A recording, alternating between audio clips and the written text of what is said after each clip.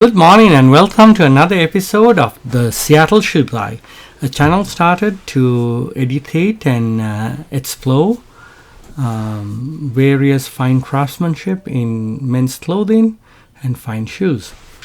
Also, I wanted to educate people in the Pacific Northwest. They have great boots, whites, Danner, knits, but their dress shoes, they just don't wear them.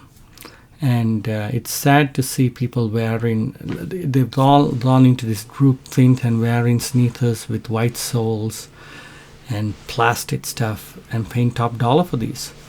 Why would you do that when you can get a pair of shoes that is perfectly comfortable, sometimes even more comfortable than a pair of sneakers, if it's well fitted and it looks much better. Anyway, without further ado, I'm going to review a shoe today that is from a designer brand, but I've had this shoe for about 15 years. I've worn it often, and even maybe 18 years, and it has stood the test of time. I just found it in my shoe collection and I'm looking forward to wearing it again. And the sad thing is, I do not know who makes the shoes for them. I don't buy that brand anymore. I most probably stopped buying this brand around 5 to 7 years ago. Not because it's a bad brand. It's difficult to find it in Seattle. It was easy to find it in LA. And also, I prefer bespoke or made to order now rather than paying for the name.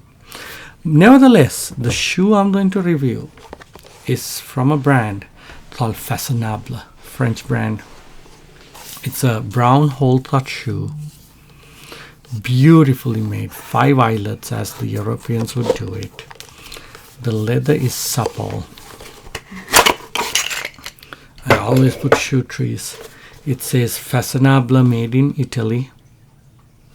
Right, half soft line, which means they're showing me the insole. Beautifully done, Goodyear welted.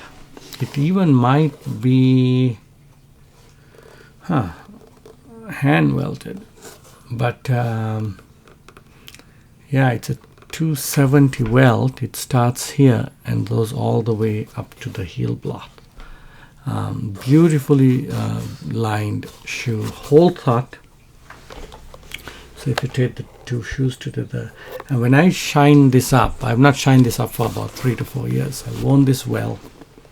Right? 90, my size, fits like a glove. This pair of shoe fits me like a glove. Beautiful solid heel stack.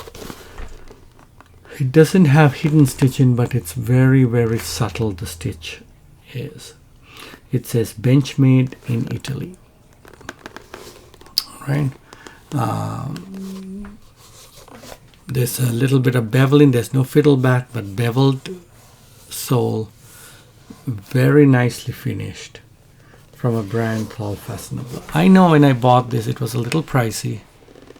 And it cost me around $600, I think, at that time.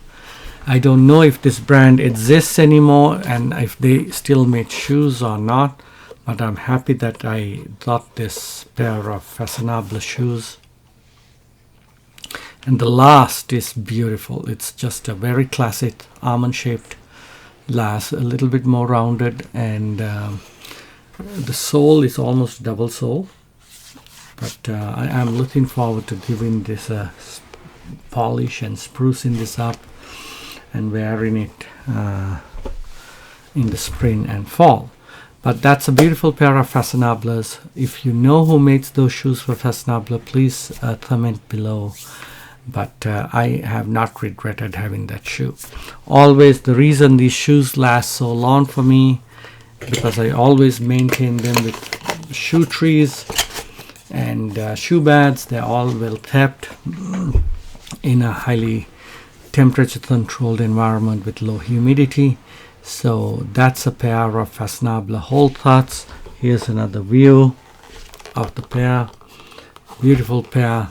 Even the last shape, the finishing on the beveling of the sole, the inside side. I mean, this is just, it's all one piece of leather, yeah? The seam is here. Everything else is one piece of leather. It's a Wholecut, so there's no other seams. Beautifully lined.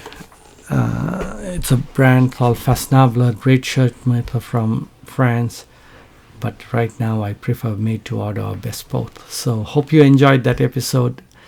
Post your comments and let me know who might have made those shoes in Italy for Faconnable. Talk to you later.